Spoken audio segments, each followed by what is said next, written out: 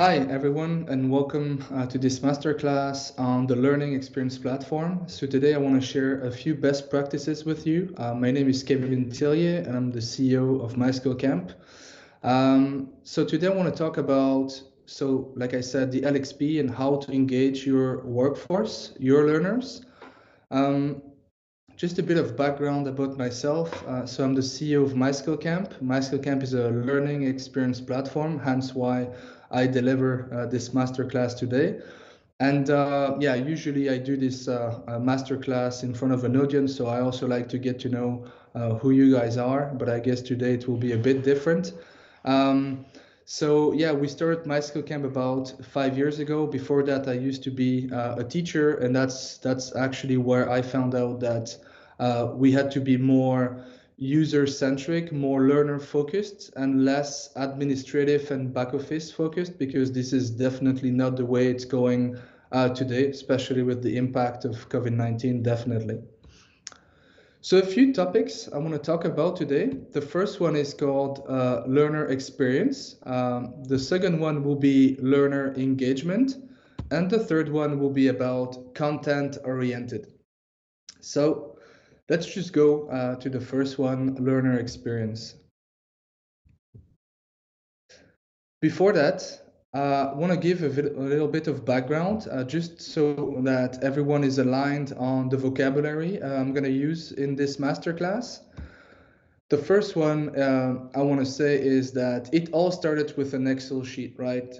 In the L&D team, you're all managing face-to-face classrooms, and the very first tool that you're used to use is an Excel sheet. Then came what we call the learning management system. LMSs are there to get rid of the admin work. So you used to have an Excel sheet, now you move to an LMS, right? If you don't have an LMS, that's fine. There are tons of LMSs out there. Then companies move to what we call an authoring tool.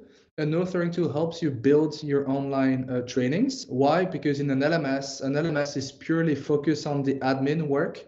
So on the administrative, focusing on managing the face-to-face classroom. It's purely an online catalog where the workforce can actually log in, enroll to 1 or 2 courses, and then you have all the automatic reporting, etc. The authoring tool actually helps you build online courses. So not face-to-face, definitely, but maybe blended learning with a face-to-face course, either offline or online. And then came the learning content management system. It's actually the same as an LMS, except that the authoring tool is integrated in the LMS. If you have an LMS and you want to build, I would say, courses, you can use an external authoring tool, just like some that you can find on the web. And then last but not least, off-the-shelf content. Companies, especially with COVID-19, realized that, of course, face-to-face was going to be difficult. And so the one way to go towards, would say, the learners was to acquire digital learning content, such as LinkedIn Learning, Good Habits, Pluralsight, Udemy. There are a lot of external providers out there that you can obviously give access to your workforce. So again, LMS, LCMS, and then off-the-shelf content. And this will, of course, drive us to the LXP. So first topic, learner experience. Why are we talking about learner experience? Well, actually, at MySkillCamp, we conducted a very small survey within a few of our prospects and clients. And before, I would say before an LXP, this is actually how your learners feel. They most of the time don't know where they need to go. So the first thing is, with the learning platform they use, whether it's an LMS or any other tool, they say, okay, I found it through my intranet, or I don't know how or where. But once I experienced this first learning platform, I realized that there is not much content in there. And it obviously doesn't always meet my needs. Why? Because in most learning platforms, there is one catalog for everyone. Everyone sees the same view, same catalog, but then they need to start filtering. No one filters anymore. They really like to see everything already pre-filtered based on your job position. And most of the time, if they experience a first, bad, I would say, user experience, then they're likely not going to come back. So the user experience needs to be really great. The second problem now is, okay, I found this learning platform. Then you say, okay, there is not much content on this learning platform. I'm going to buy LinkedIn Learning License, Udemy, Bookboon, whatever other providers you like on the market, and we're going to give access to workforce. So your workforce access this content marketplace and they say, wow, it's amazing. There's so much content. But yeah, it's great to give a lot of content to your workforce, but you need to think that they're not going to want to filter. They want something predefined so that it's easier for them to know where they actually need to click. So that's the first problem. Don't give like 15,000 courses in one shot. Just curate that content. We'll talk about it later. And then your learners may think, okay, if the content is there, why should I ever go back to the learning system where I can see a few face-to-face courses, but I'm not going to go back.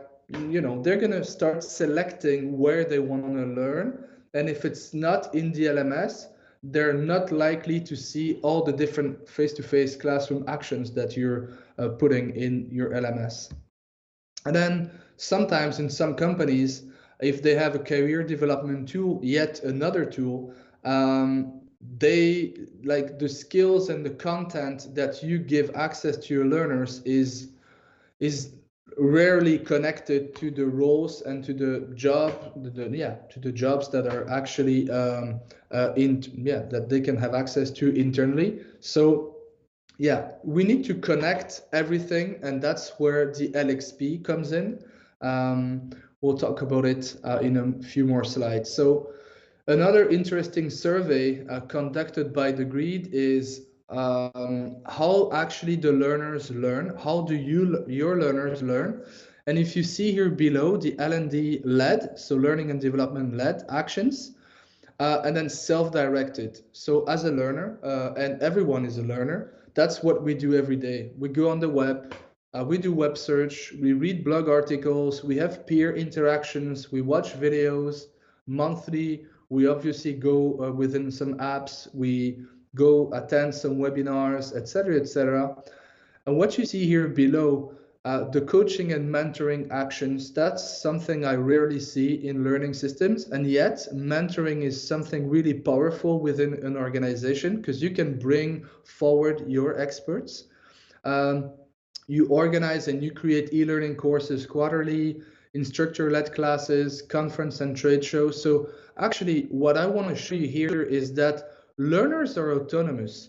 They're super autonomous, but there is actually no way for them to value what they're doing outside work, or I mean at work, but outside a learning system, right?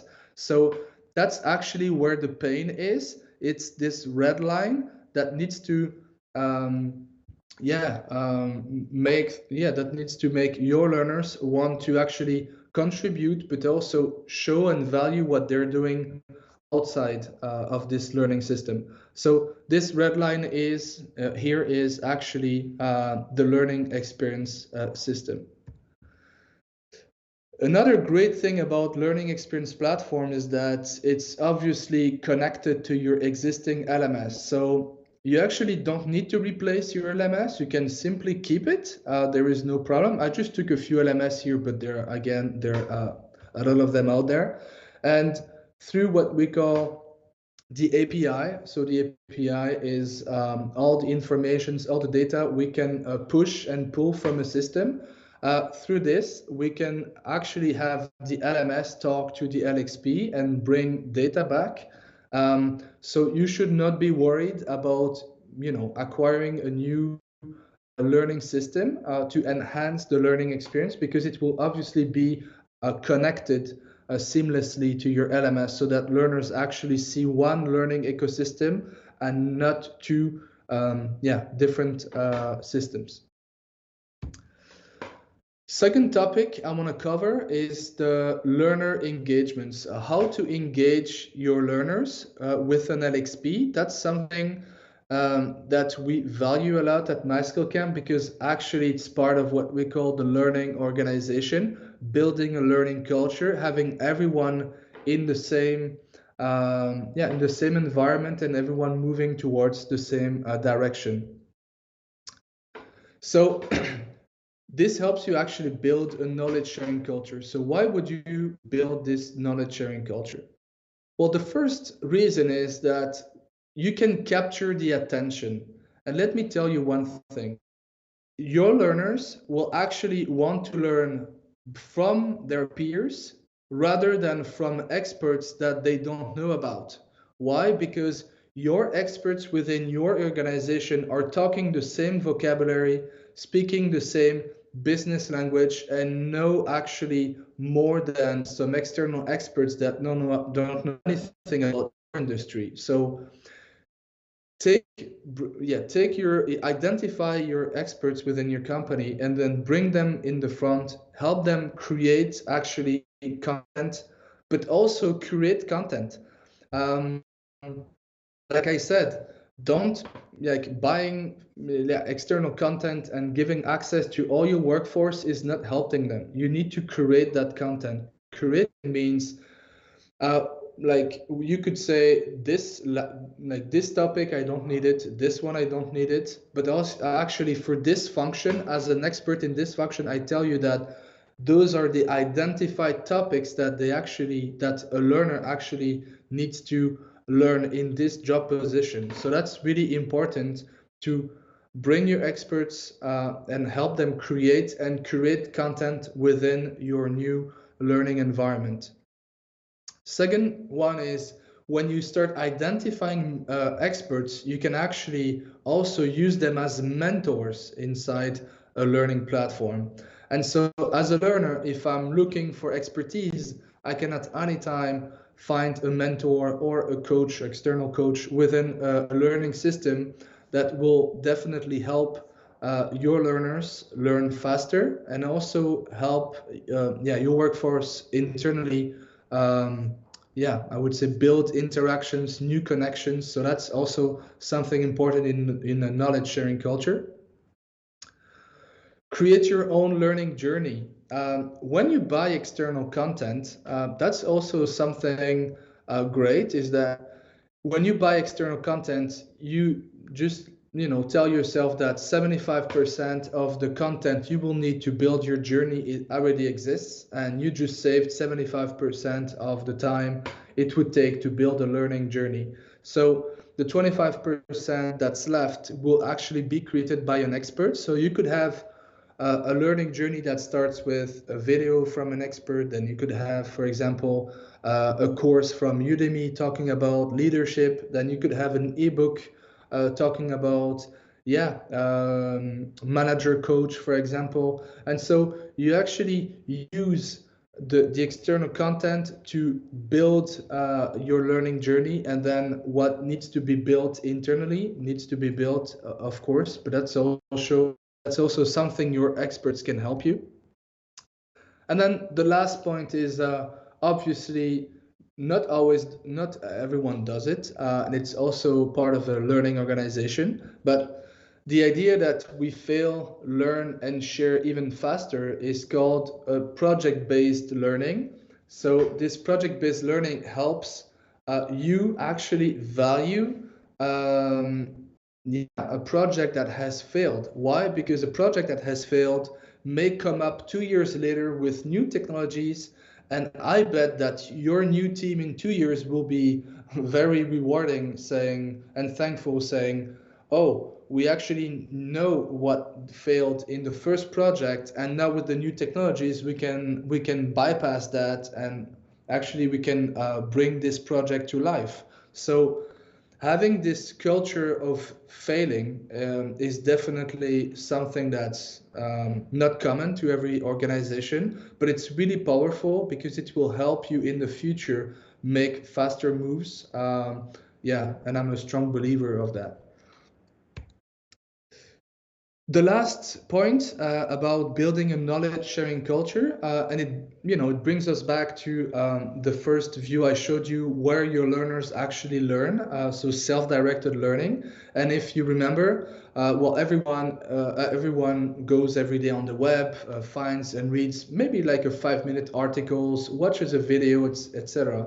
But what's a shame is that most of the time that content is left on the web. There is no way for your learners to actually, again, value what they're doing outside of work or outside a system, and then actually reshare it towards their peers. And so there is a new user-generated content feature that a lot of LXPs bring on the table, and that's really trendy and really useful because it's not a top-down solution. It's actually a bottom-up solution that employees actually love. So if I'm reading a super blog article about HR, I can reshare it in my HR community, etc., etc. And so you actually use the entire organization and your entire workforce to bring learning up and generate content. So I really invite you to take a deep look at user-generated content, because this is definitely the future. Topic number 3 will be about content. So content is something very specific because obviously you need it. Buying an LXP that's empty or an LMS that's empty is definitely not the right solution. But there is one feeling though, if you're watching this masterclass and you have recently bought, or maybe a few years ago, bought external licenses from, let's say, LinkedIn Learning or Udemy, for example, and at the end of the year, you look at the statistics and you say, holy crap, only 10% of the users actually use their licenses. That's not good. Well, actually, a lot of companies that use external content feel the same way. The engagement rate is very low, but it's actually not very low because of the content provider. It's actually very low because you think that everyone will go or has the time to go there, likes the provider you chose, and finds the content if it's not well integrated in your LMS. So actually there is, so yeah, again, it's not your fault, it's not their fault, it's something that I see everywhere, and it's really common. And there is actually one way to overcome that. The first one, like I said, is to make sure that all the content that you purchase is centralized in one learning system. So usually you can do that in an LMS, but let me tell you from experience, LMSs they have not been created to create content, to make learning, I would say, yeah, sexy. Because at the basics, it's a catalog, an online catalog to manage your training. So you also need to think of that user experience in terms of tooling. So that's the first problem. The second one is, like I said, not everyone likes to use one or another provider. You need to have a maximum provider in one learning ecosystem and let your learners choose where they want to learn, the way they want to learn. Some will prefer watching a podcast, well, watching videos, listening to a podcast, reading an ebook. Everyone has a different learning style. So you need to think and take that into consideration. And obviously, buying all those external providers will cost a lot of money. But at the end of the day, what if there was a solution so that you could only pay what your learners consume, and actually bringing all the content from those providers in one system wouldn't cost you a penny? This is actually possible today, to gather the content from external providers and then let your learners learn and only pay what they consume. This is actually what we are building at MySkillCamp, definitely, but I see it happening also in other systems. So this is a really new trend for this year, and it's gonna keep growing because this will help you optimize your training budget, and it will also increase the engagement rate that you saw that was very low because you only selected one provider, for example. So the content that you find on the web can come from free content, not only paid content, but also free. Open Classroom is free content. Udemy, you have free or paid. Of course, Good Habits, LinkedIn Learning, DataCamp, BookBoon, YouTube, EdFlex, Pluralsight, OpenEdX. And actually what's great in building this ecosystem is that, of course, your IT team do not have the same needs as your marketing team. They have different skills that they need to develop. And by letting them choose where they actually want to learn and paying only the licenses they use, that's something that's super valuable, both from the learner side, but also from the HR side or L&D side, because you can really optimize and you let your learners choose what they want to learn. That's the real, empowering here. So now talking about the curation, and it's actually talking and making a difference between quality and quantity. To create content for your audience, you can use, again, your internal experts to validate the content that's actually then published for a certain population. So you need to segment your learners. Select just a few content per skill to start. If this is a new project you're starting, just don't put all the content in there. Just select a few topics, a few skills, few content per skill, and then make sure that actually you help your learners learn how to learn again. And this is something really important. If they log in the first time and they don't know where to start, this is definitely not a good start. Create a strong culture of feedback from your learners. They are actually the one learning. So ask them, do you like what you're seeing? Would you like us to experience other content providers, etc., etc.? Let them also tell you where and how they want to learn. That's really, really important. And then start building a skills referential to match the different job functions you have, because this will actually help the system recommend the best courses, the best content, depending on that skills referential and job function. So that's something, obviously, that's also important to take into consideration when you start to create your content. And there is actually a new, I would say, job function created in the L&D team today. I see it a lot in the US. It's a content curator. His job is to create content all day for the workforce, but also market that curation that they make through stickers, basically in the workplace, even though today we do a lot of remote, obviously, but also sending newsletter, etc. It's also about marketing your content. And that's something that's most of the time left aside. So value quality before quantity, definitely. So remember I told you, okay, today you do spend a lot of, if you have purchased some licenses from different providers, you do spend a lot of money because you need to buy the content, the licenses, even though you don't know who is going to use it. But it's like restaurant voucher, right? You give one to an employee, you give it to everyone. Well, for learning, if you need to give the same chances to everyone to upskill or reskill in their career. So, but at the end of the year, when you look at the statistic, you say, okay, what's happening here? Only 15-20% have been using it. You could think it's not good, but it's actually really good, because at the end of the day, if you only paid what had been consumed, you would think this is amazing.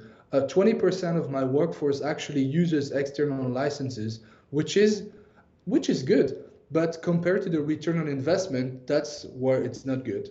because you obviously waste 80% of your budget that you could use for other training. So again, here no promotion, but one solution that we found at MySkillCamp, and I think this is yeah, it's important to mention. We have developed what we call the skill card. So it's a virtual online debit card. It's really unique on the market today. And actually what it does is it helps your organization only pay what your learners have been consuming. It creates a workflow validation to get that budget.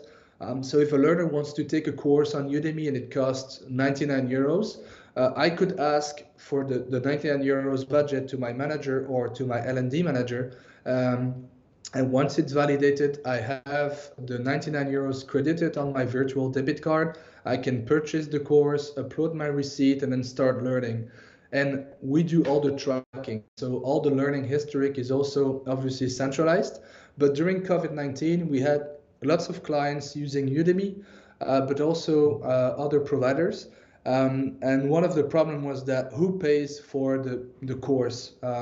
When you buy prior to when you buy in advance 1,000 licenses, it doesn't matter because you have licenses up front.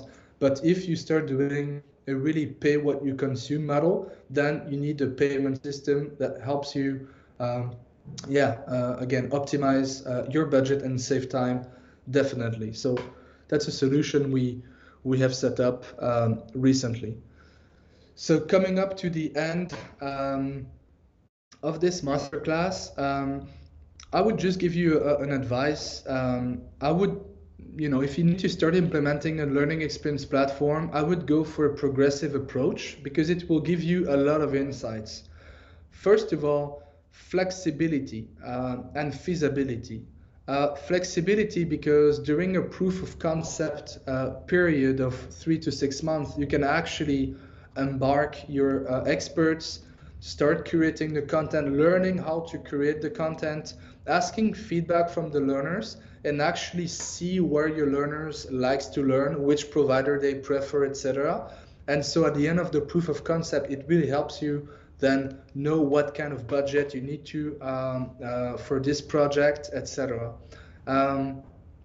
Then, like I said, proof of concept approach, test, measure, and learn. Set up goals for proof of concept and make sure that your LXP provider is implicated in your project because it's a win-win situation. And I believe the proof of concept approach is definitely the right one. Communicate smart, saying and telling your workforce that this is actually a trial and that you need them for feedback, etc., is actually something really smart in terms of communication. You're not pushing a solution, you're actually testing a solution and you're asking for the entire organization's feedback on that project.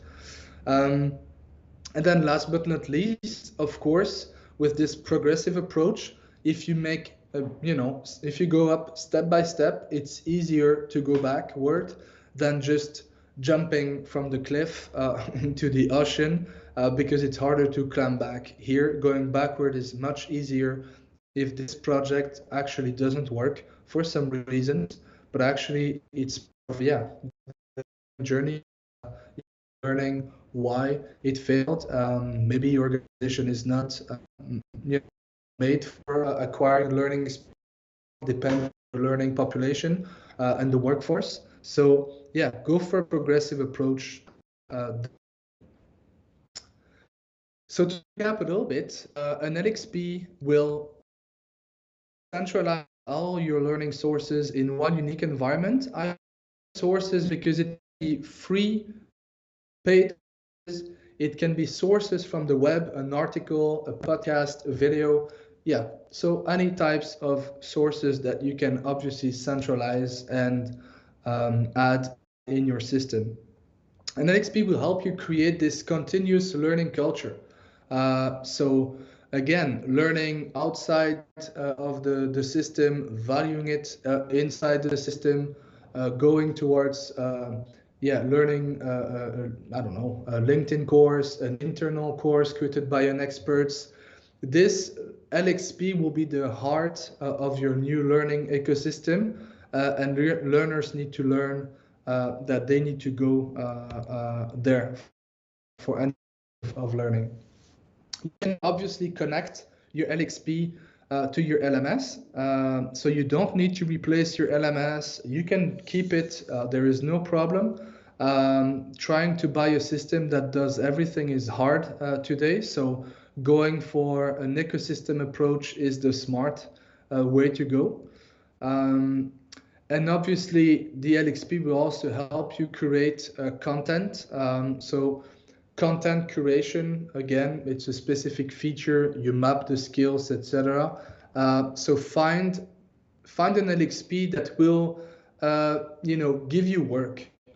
Don't think that an LXP will do everything automatic. It's not true. We don't have enough data today. Collecting data is difficult, especially with GDPR in Europe. So find an LXP that will, help you and your experts do the work by curating the content. Of course, it can be assisted by technology, but technology will not replace the work of an expert in terms of content curation. We can suggest content, but the final validation needs to be done by your experts. So I think that was it. Just to give a brief, explanation quickly about MySkillCamp. So we're a learning experience platform, like I said, based in Belgium, France, and the UK. And our goal is to guide companies, to train their workforce on the skills they need today and the skills they will need tomorrow, focusing on upskilling and reskilling. Upskilling new jobs because your job is evolving, so you need to upskill new technologies, maybe I don't know, new approach, etc. And then reskilling, your job is going to disappear, but the skills you have at the moment, you need to acquire new skills for a new job position. And so linking learning to career development is and will be very useful in the near future. So let me know if you have any questions, and I will be pleased to answer them. Thank you for watching and hope to hear from you soon. Bye-bye.